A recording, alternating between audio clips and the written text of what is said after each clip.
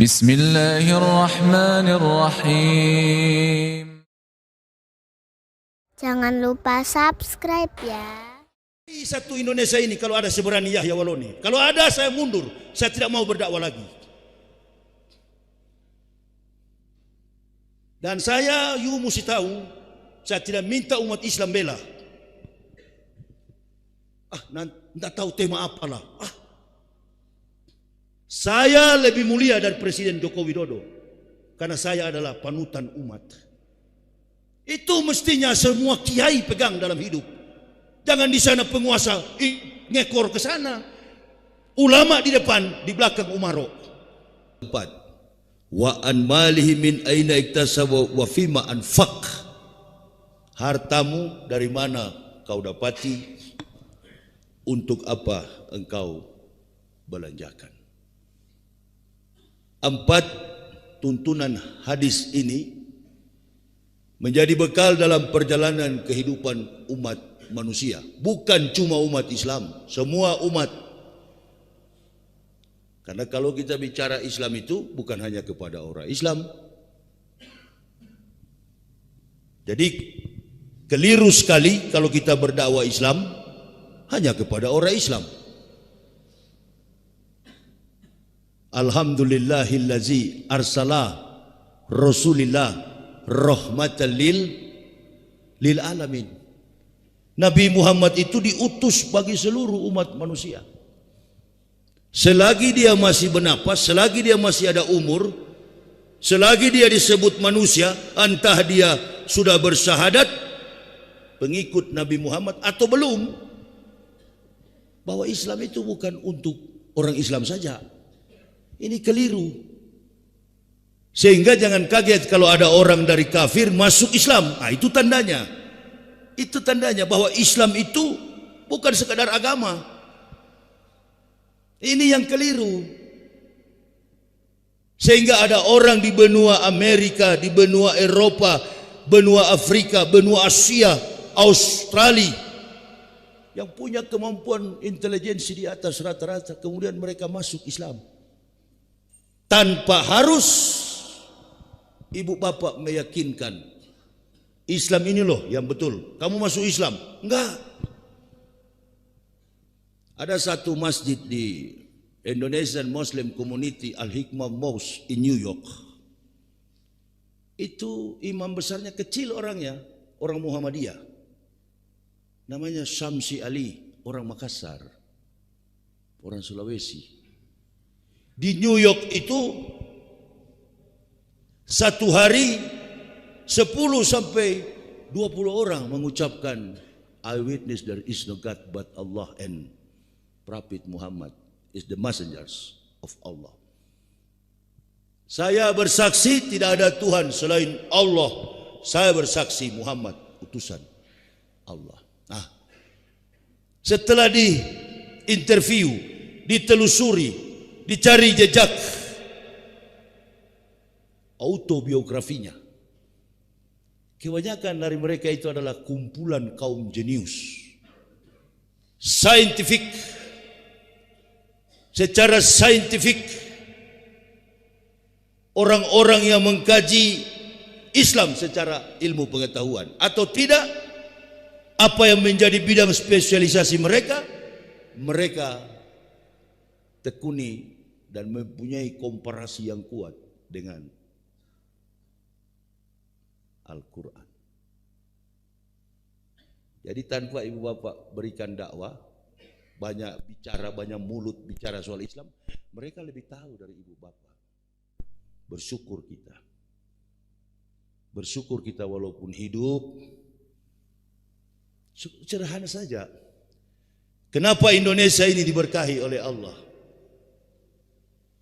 Bukan karena kayanya Indonesia yang saya tanyakan. Kenapa Indonesia ini diberkahi oleh Allah? Berarti kaya kan? 3 negara kaya di dunia. Luxembourg, Singapura, and Qatar. Qatar, Luxembourg, Singapura. Negara kaya di dunia. Kaya bukan karena sumber daya alamnya. Kaya karena kemampuan intelijensi manusianya. Indonesia ini negara satu-satunya terkaya di dunia karena sumber daya alam. Sumber daya alamnya. Kenapa diberkahi oleh Allah? Negara ini diberkahi oleh Allah karena mayoritas penduduknya beragama Islam.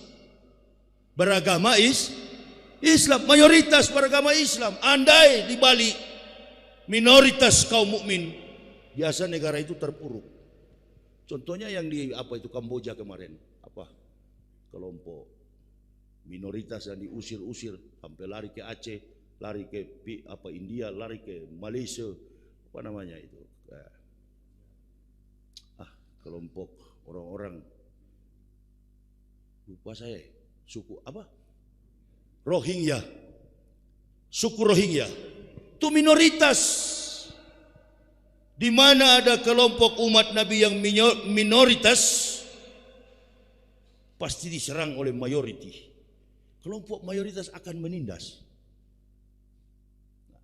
Kita bersyukur di Indonesia ini mayoritas kita beragama Islam. Lalu kita evaluasi kembali. Saya kan tadi malam jam 1 baru tidur. Kita banyak ngobrol di rumahnya Pak Parno bersama Pak Agus, Pak Budi. Sambil kita di depan api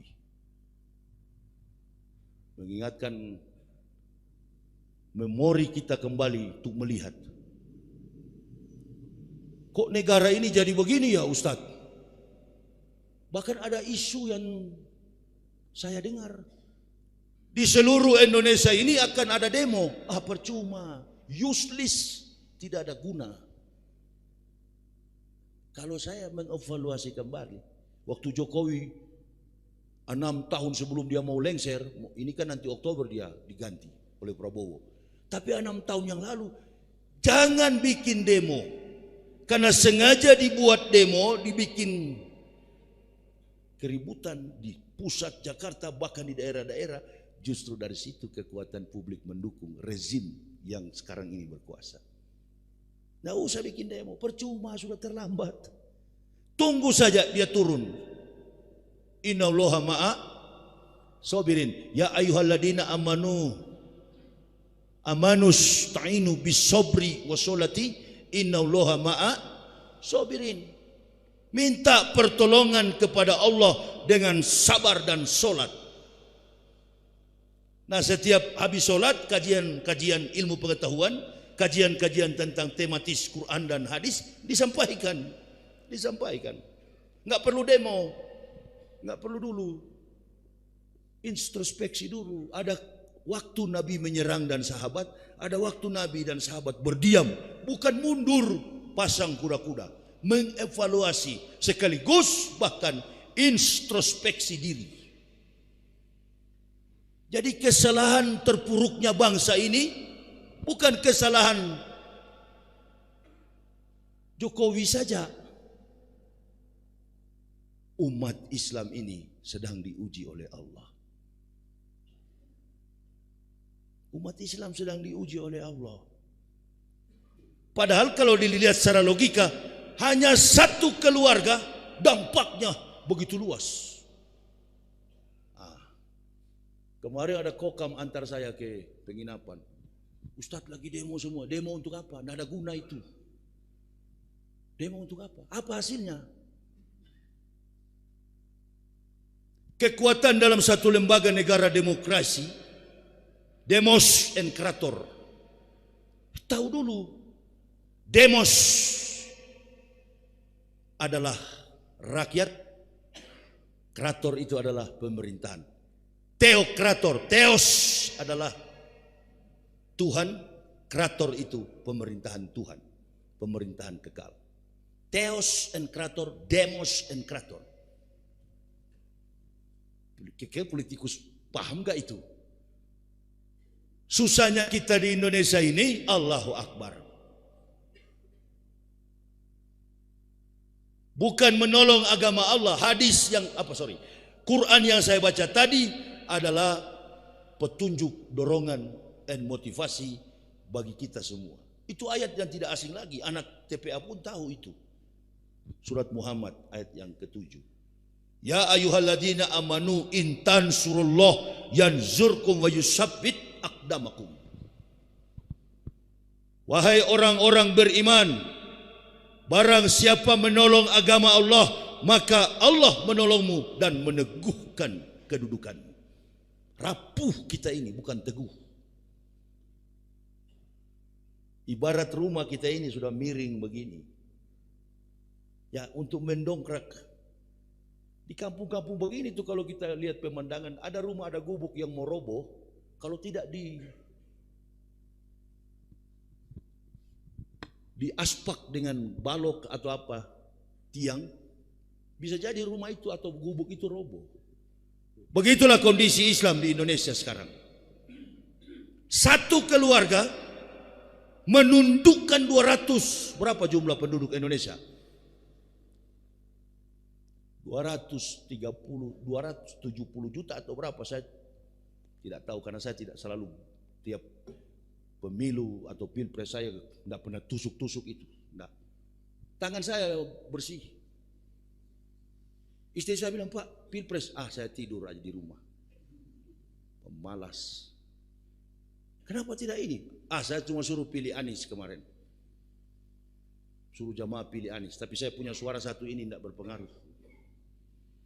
Karena saya sudah tahu, keluar penjara 2022, saya ceramah di Makassar, saya katakan nanti presiden ke depan adalah Prabowo Subianto.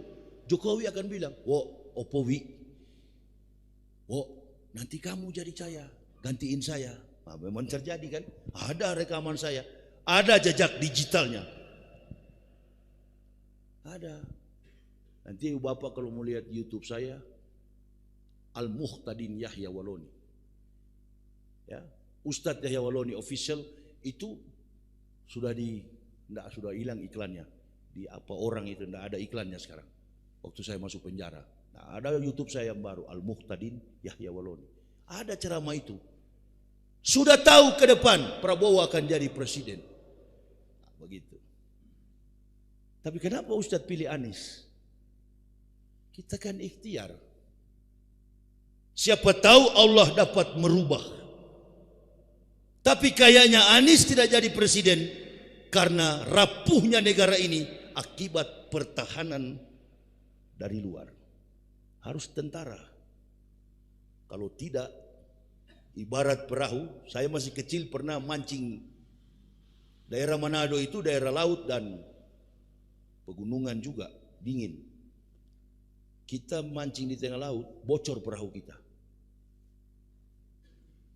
Dari 3 orang yang pergi mancing, 1 tidak bisa berenang. Dia paling panik. Ini kalau air makin banyak, ya dilimas, dibuang airnya. Dibuang airnya. Tapi tambah masuk ke dalam, tambah panik. Saya nggak panik karena saya bisa berenang.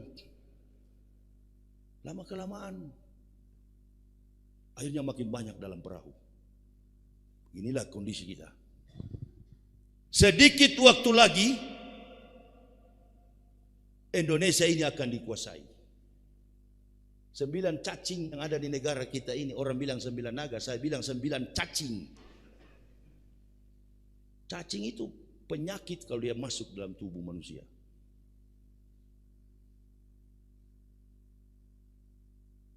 Sepuluh tahun lamanya rezim ini berkuasa. Tidak ada yang mampu mengalahkan.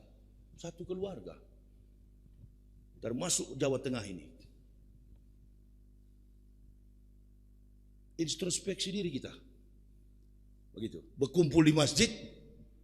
Punya bekal bagi pegangan jamaah. Oh, begini jadinya kondisi negara kita. Memang begini.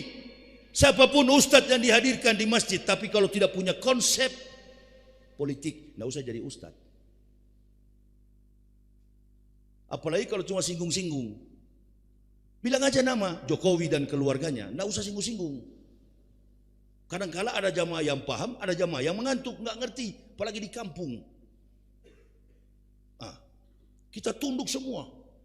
Kita nggak apa-apa masyarakat. Yang paling riskan sekali adalah ketua-ketua partai politik. Jadi ibu bapak mau demo, satu Indonesia ini umat Islam mau demo, tidak semua umat Islam demo. Tidak usah jauh-jauh partai yang memihak kepada umat Islam sekarang ini. Saya kan baru pulang dari Medan 3 hari lalu. Itu Pak Edi Rahmayadi itu, pensiunan Jenderal Pangkostrat. Tidak ada partai Islam yang mendukung. PDIP.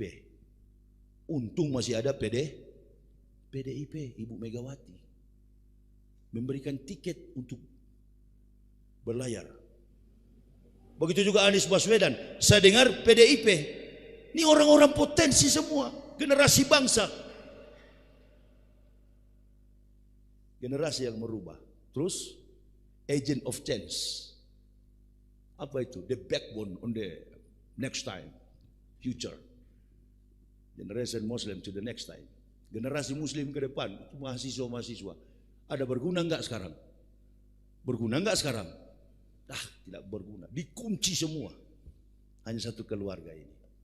Orang bilang hebatnya ilmu kanuragan atau ilmu apa itu? Ilmu Jawa itu. Jokowi miliki. Bukan itu. Dia tidak tahu malu. Soekarno tahu malu. Soeharto tahu malu. Mundur teratur. Siapa lagi? SBY tahu malu. Padahal anak SBY itu gagah secara postur tubuh. Face-nya ganteng. Cocok jadi pemimpin. Karena pemimpin itu butuh wajah yang face yang ganteng.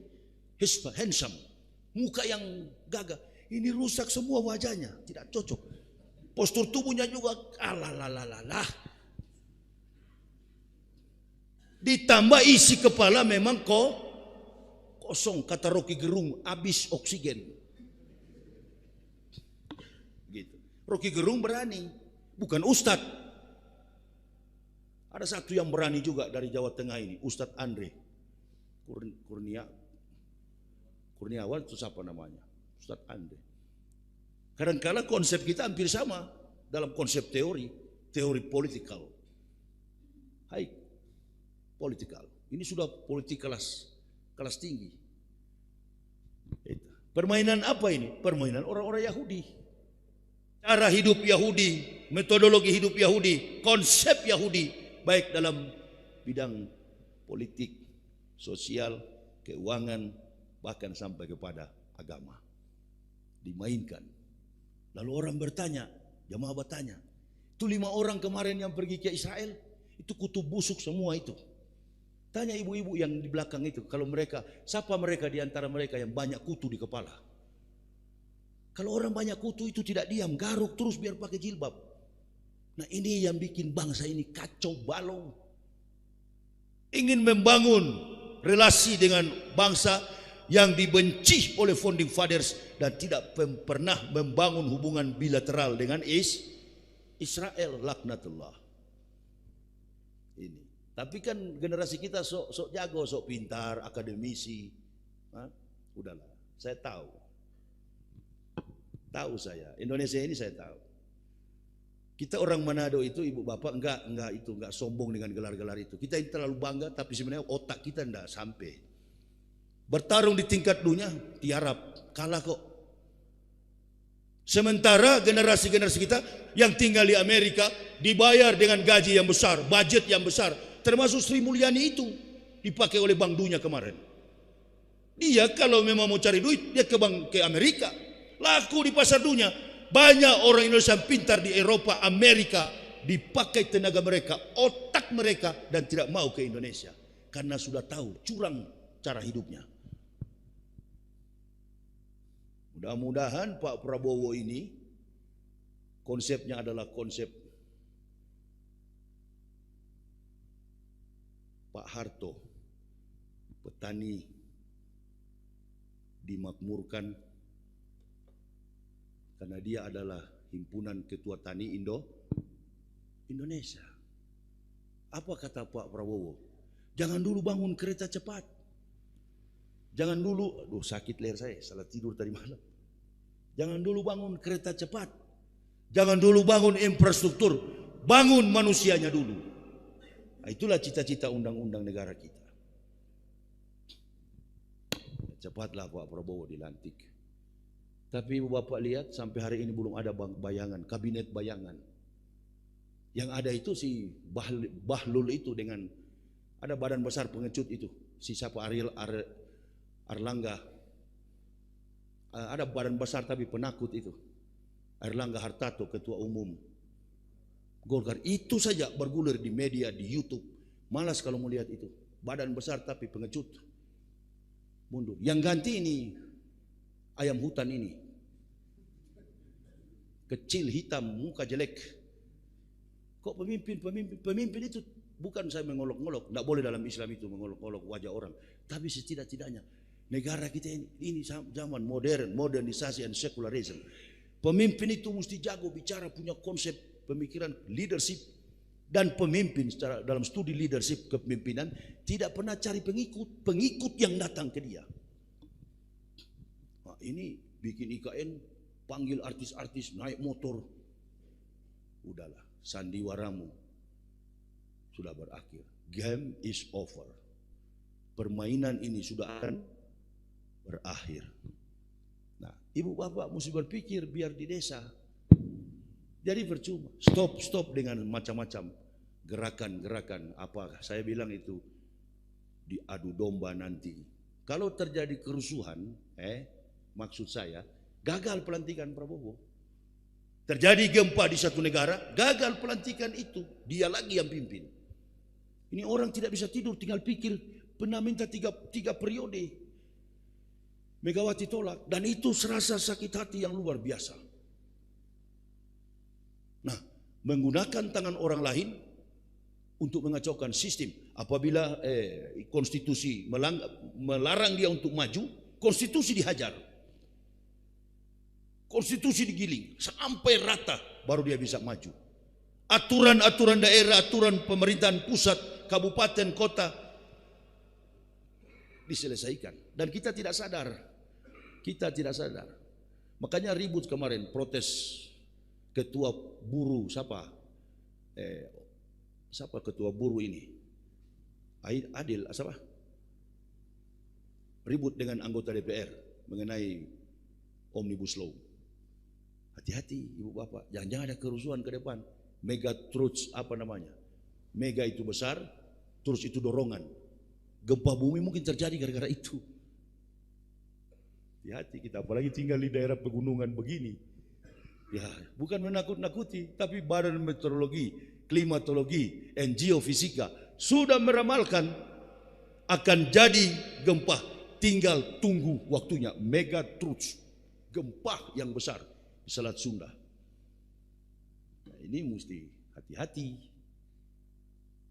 Jangan-jangan kita sementara berkendaraan di tengah kebun terjadi itu. Karena Allah murka. Itu. Allah murka dengan keadaan bangsa ini. Pemimpin, wa kadzalika ja'alna fi kulli qaryatin akbira mujrimiha liyamkuru fiha. Kata Allah Subhanahu wa taala, dan kami mengutus, kami menjadikan, kadzalika ja'alna, kami menjadikan, ja'alna pemimpin-pemimpin besar, pendusta, pembohong, penipu yang akan menipu satu negeri. Mujrimia liyamkuru fiha. Mereka adalah penipu dan pembohong. Ini terjadi. Pemimpin-pemimpin jahat. Ketua-ketua partai.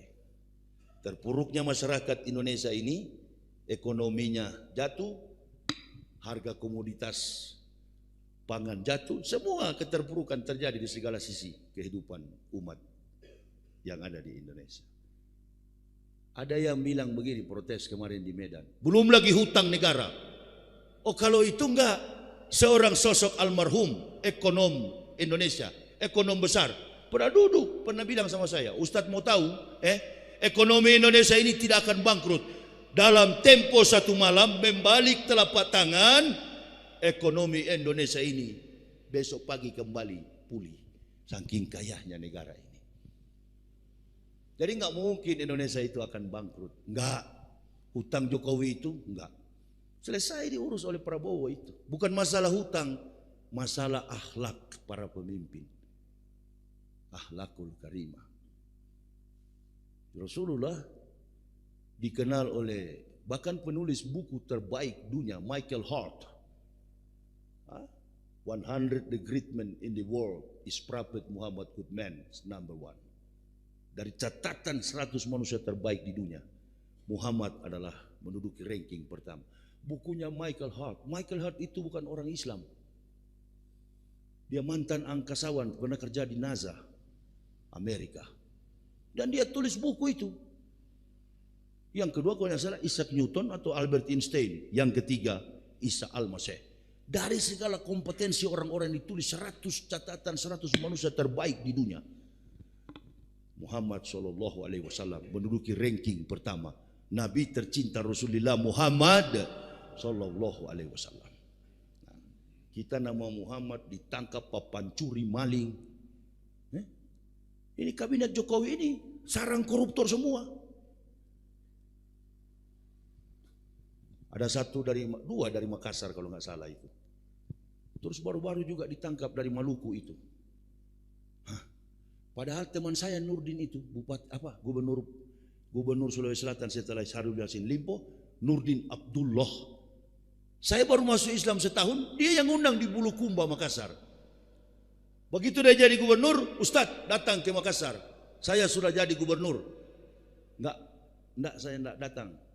Pak Nurdin, mohon maaf, cari Ustadz lain saja. Apalagi undang ke kediaman, ke rumah dinas. Saya enggak mau datang. Enggak, ini untuk tabligh akbar Ustadz. Enggak, tasyakuran. Enggak, Bapak undang yang lain aja. Waktu itu dia didukung oleh PDIP. Saya cuma satu bilang, insya Allah katakan beliau akan kena getahnya. Masuk penjara kan? Nurdin Abdullah. Output dari Jepang. Jago dalam bidang pertanian. Doktor, profesor, jadi dosen di Universitas Makassar ini. Lupa saya.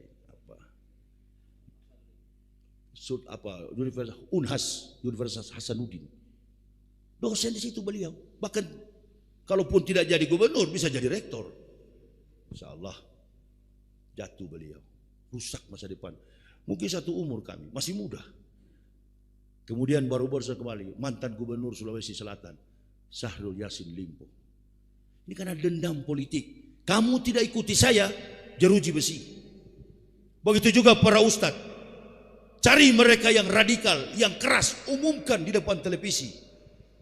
Saya masih ingat Kaisar Konstantinopel. Ketika Kristen baru berdiri, dia masuk campur. Periode berdarah-darahnya organisasi Kristen di dunia. Ada Trinitas, ada Kristen